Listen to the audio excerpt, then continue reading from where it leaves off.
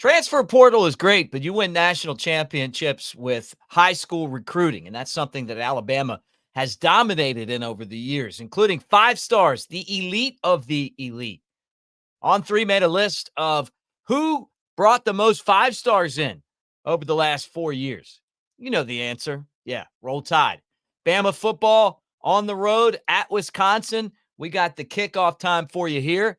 Bama versus Georgia. We're going to talk about that game as well. Former Alabama wide receiver Aji Hall gets another opportunity. We'll see if he can make the most of that this time around. And the basketball schedule has been revealed. Who's Bama going to play in the SEC?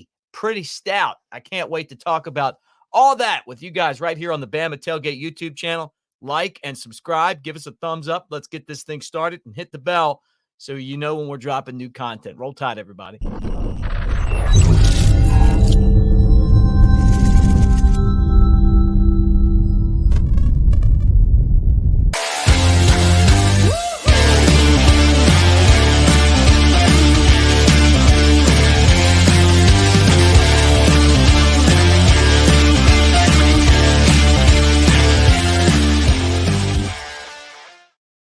Peace, everybody. Welcome to the Bama Tailgate YouTube channel. I'm Mick Gillispie at Broadcaster Mick on the socials. No Big Elmo today, under the weather, but wishing him the best as he gets back on his feet again. I think he's just got like a touch of a stomach bug or something, but miss him. And the Catfish. Where's Catfish been? Try to get him on. He's always busy. Anyway, I'm going to tell you what's not busy is this channel. When it comes to you guys, we always have the door open, and we always appreciate you guys being here. We hit another milestone, talked about that before, over 5,500 subscribers. Every one of you guys means a lot to us, and again, just floored by the support that you've given the channel. Roll Tide, everybody. All right, talk about this right here. Out the chute, I want to get into this. On3, I used to work there. They do a great job. The most 5 stars signed since 2021, no, it's not USC or LSU or Oklahoma or Miami or Texas or Ohio State, Texas A&M with all that money. They were the first ones using NIL to recruit. Nope, it isn't Georgia. It is Alabama. Yeah. Are you surprised? I'm not. But you talk about some of the amazing talent that Alabama has brought in, 5 stars. They've really developed those guys, turned them into great players. You're going to see a lot still to come with this university. Nick Saban, give him a ton of credit and his staff. But it just goes to show what Alabama has been able to do on the recruiting trail. And I thought that this was appropriate because, look, we just had Big Elmos get an opportunity to talk to Caleb Cunningham. We're going to do more of that here on the channel, a 5-star prospect out of Mississippi. Now, it doesn't necessarily mean you have to be a 5-star to be successful, but what it does mean is that when you are a 5-star and you come to Alabama, chances are you're going to make a lot of money because that's the track record that Nick Saban had over the years with those guys, and now Kalen DeBoer looking to follow suit. But I saw an interview on 24/7 Sports with Courtney Morgan, who is basically the GM of recruiting for Alabama. And he was talking about the transfer portal and how hard Alabama hit the transfer portal and how important those guys are and the guys that they look for in the portal. And it was like, hey, we want guys that are going to be able to come in that have a track record that can help the team. Alabama obviously was able to do that in the last transfer portal cycle. We saw that wrap up maybe this past weekend. Who knows? Maybe another guy comes floating in, right? But you win championships with high school recruiting, he said. And he was talking about all the talent within 5 hours of Alabama, the university.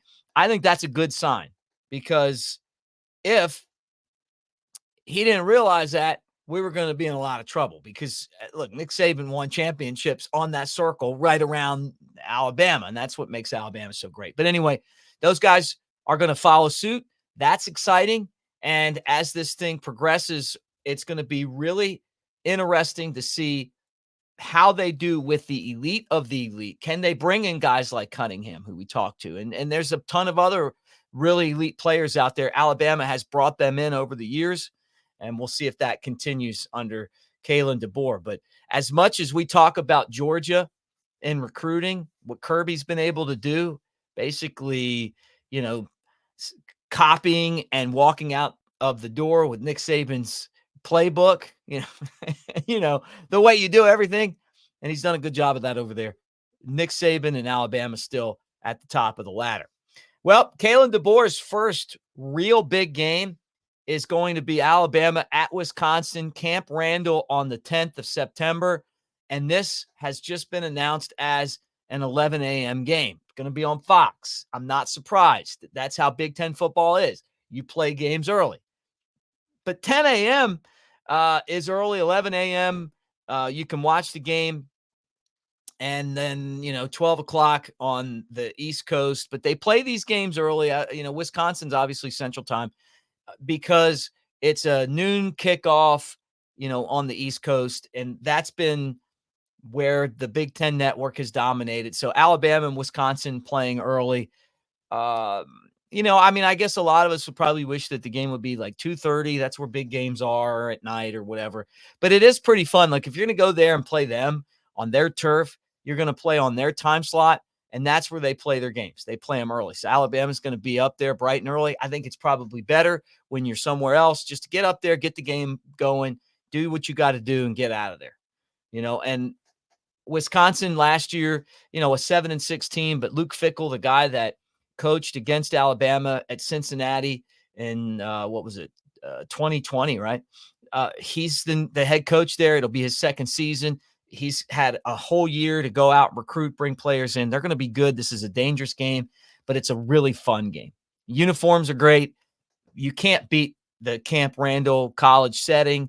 Madison, Wisconsin, all we've heard about is how cool that place is. So I'm excited about that. Now, you get the week off if you're Alabama, a bye week, and then boom, all of a sudden you're back out on the field, another huge game. The following game, which is on September 28th at Bryant-Denny Stadium, is 6:30 kickoff. That's on ABC. So Georgia comes to Alabama as a favorite. Kirby kind of dismissed Coach DeBoer in this Alabama program since Nick Saban left. But Alabama under Nick Saban pretty much dominated Georgia. Lost the national championship game, but won the rest of them. And beat them last year, a team that they thought was going to three-peat as national champions in the SEC championship game. They've got a lot of those players back, not Brock Bowers, but the offense comes back pretty much intact. It's going to be interesting. Alabama's going to have Jalen Milroe back. It's going to be in Tuscaloosa. Alabama and Coach DeBoer had two really tough games at the beginning of the year, but that Georgia game is a game that's really going to set the tone for the program, for recruiting. Is Alabama going to let Georgia come in as a favorite and beat them in Tuscaloosa? We'll find out. We're going to find out a lot about this football team at 11 a.m., third game of the season at Wisconsin, and then obviously at 6:30, September 28th against Georgia. Can't wait for these games. And then when that game's over, you got a bunch of other big ones too. But early in the season, that first month is just going to be huge for this Alabama program. All right, Aji Hall, Alabama receiver. Remember, he was on Twitter after he had the amazing 8A game. He couldn't get out on the field. He was behind all those really great wide receivers at Alabama, waited his turn. Really, the injuries happened in that national championship game loss to Georgia. Yeah, talking about the Bulldogs. And Aji Hall came into the game, and after all the chirping, he was terrible. He couldn't catch the ball. He was like, I remember the one pass, and he's doing this. He's got his arms crossed the wrong way trying to catch the ball.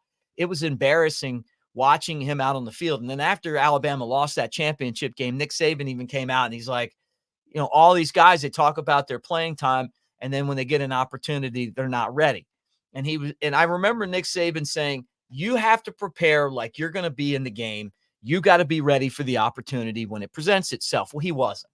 He had off the field issues, goes to Texas, didn't last there. Who knows where he's been? Now he's going to Central Florida. He'll be with Gus Malzahn. And look, I wish the guy best of luck. I hope he has a comeback and figures it out, because what a waste of talent. I mean, this guy had all the ability to be a game changer, and he didn't live up to it.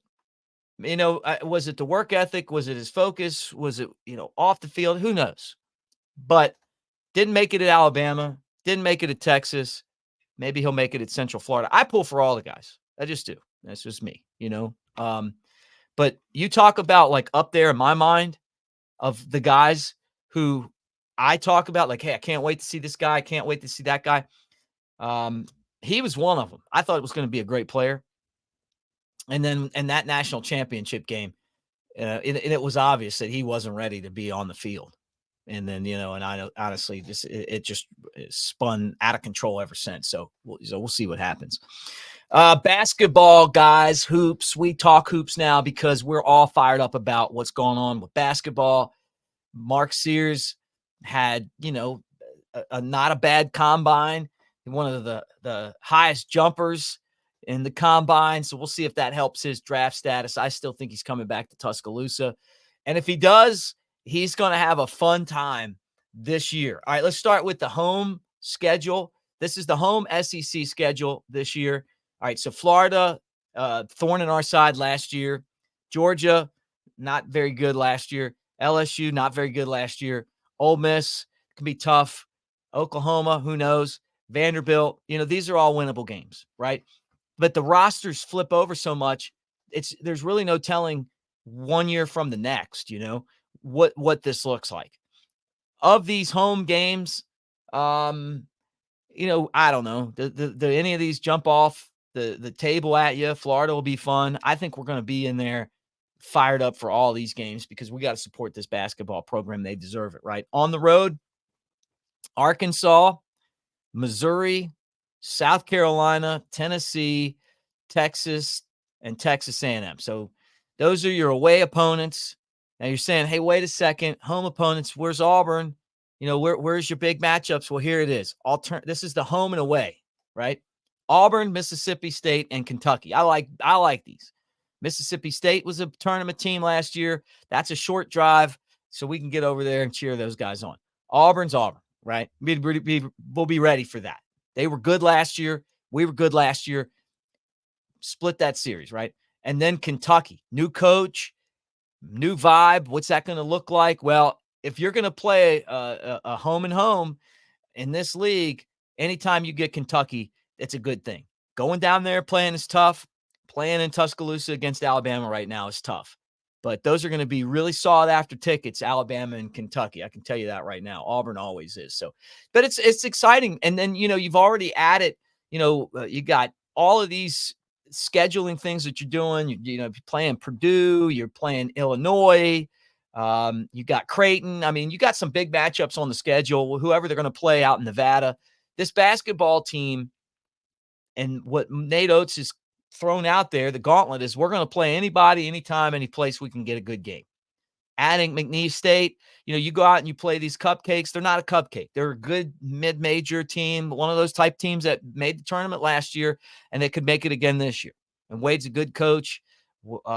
He ran in some trouble at LSU, but actually had a very good team at McNeese last year. So that's where we're at right now.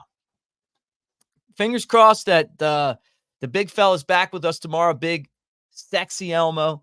But we'll keep you updated on anything going Alabama right here on the Bama Tailgate YouTube channel. Like and subscribe. Give us a roll tide and subscribe to the channel. And a lot of you guys have. Share with your friends as we try to build this thing up.